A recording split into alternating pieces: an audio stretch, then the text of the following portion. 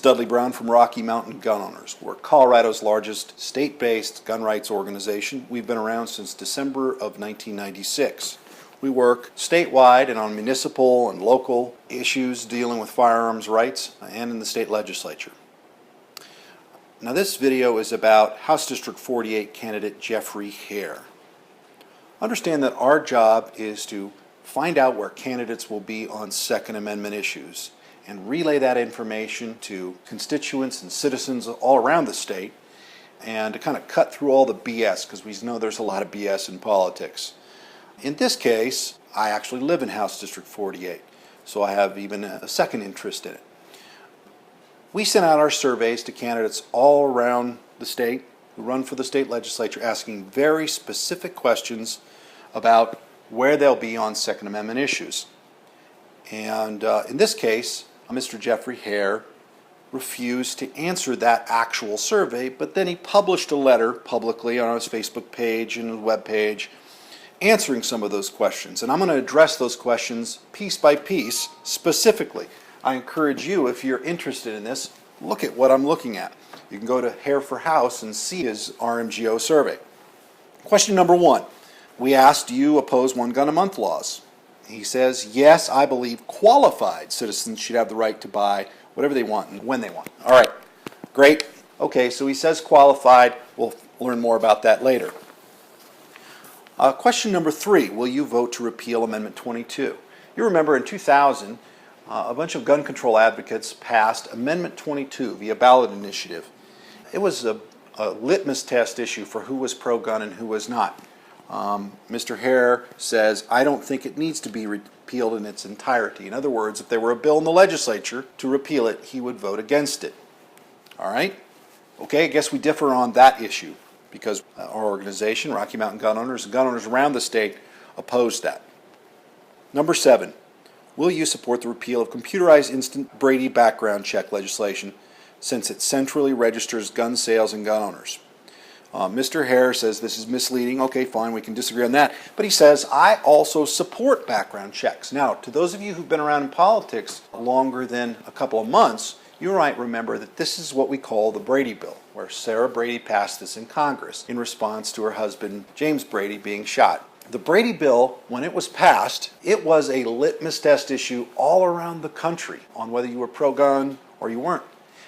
Mr. Hare says he supports those background checks. Now, we can't repeal the federal legislation from a state legislative level. However, there's no reason for us to echo gun control at a local level when we oppose it on a federal level. Clearly, Mr. Hare supports it on any level.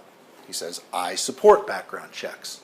Now, Colorado Constitution, Article 2, Section 13 says the right to keep and bear arms in defense of home, person, property shall not be called into question. Now, what part of a background check does he not get that is prohibited by Article 2, Section 13 in the Colorado Constitution? We believe it clearly doesn't even allow it, but philosophically, we oppose those. You don't have to have a background check prior to exercising your First Amendment right, and neither should you on your Second Amendment right. I guess that's an area in which we differ with Mr. Hare again. There was a bill in the Colorado legislature this year to repeal Colorado's portion of the Brady checks, and it was run by a relatively moderate Republican named Mark Waller from Colorado Springs. Apparently, Mr. Hare would vote against that as well because Republicans overwhelmingly voted for that bill to repeal the Brady checks. Question number 8. Would you support constitutional carry legislation which would simply allow law-abiding citizens to carry a concealed handgun for any reason except for the commission of a crime?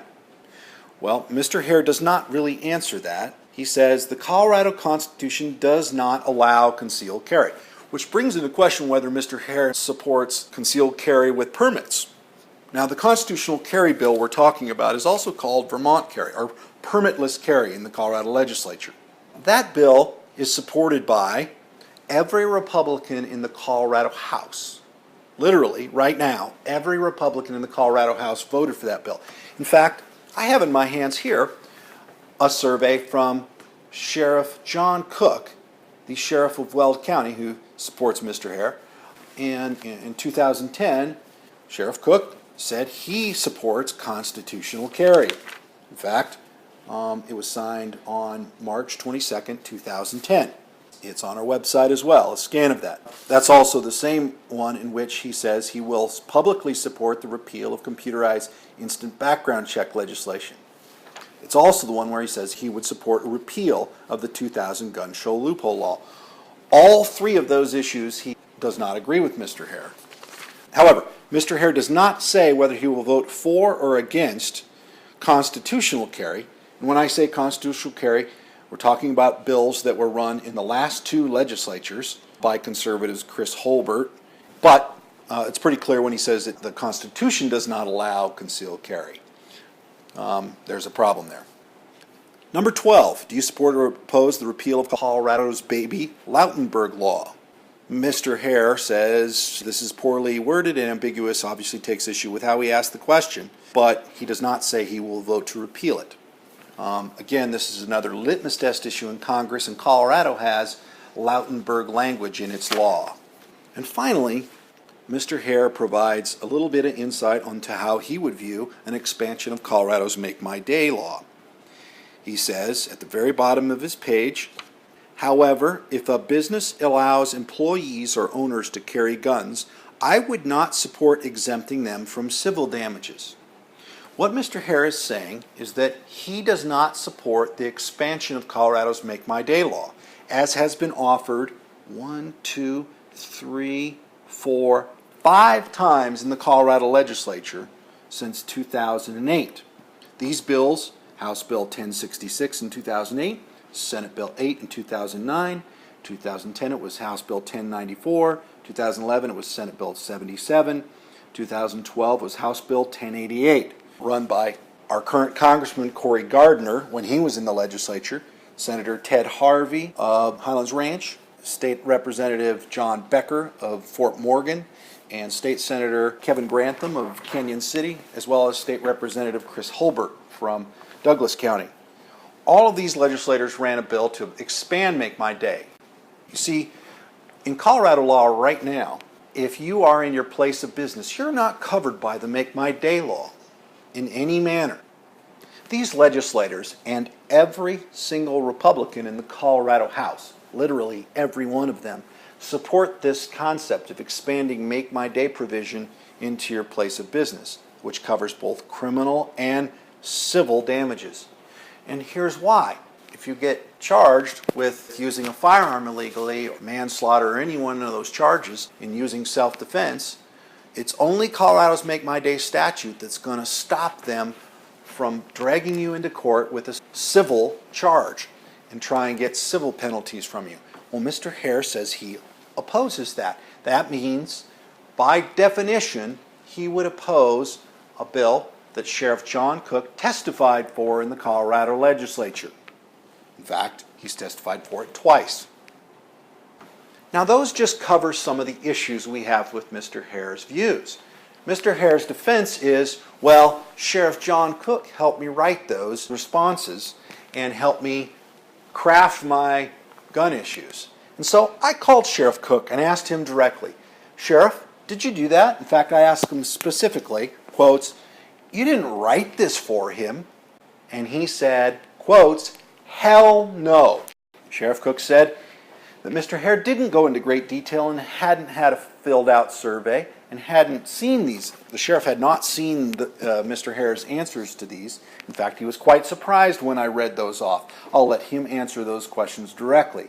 But Sheriff Cook supports a repeal of Amendment 22. He supports a repeal of the Brady Law, since he supports permitless carry and constitutional carry, and since he supports an expansion of Colorado's Make My Day law to cover civil damages in your place of business. It's pretty clear that he and Mr. Hare don't agree on those issues. Now, I recognize many people have many issues they cast votes on, and that they make their decisions on candidates, and that's just fine. I do the same thing myself. But from Rocky Mountain gun owners' standpoint, our job is to expose where candidates are. And from my history, I have never seen a Republican answer a survey in a Republican primary this anti-gun. Literally, in 16 years of doing these surveys, I've never once seen someone answer it this anti-gun in a Republican primary. Not only was this one of the worst surveys I've seen from a Republican, but it's from one of the most conservative districts in the state of Colorado. In other words, if you don't get a really solidly pro-gun hero out of House District 48, you're not going to get him from anywhere. And instead of getting a conservative candidate, Mr. Hare has shown that he is one of the most liberal anti-gun candidates I've ever seen in running for the legislature. And that's why we start our lobbying program this time of the year to put pressure on politicians and candidates. Now, if you're friends with Mr. Hare and you support him because he's a nice guy, great, good luck.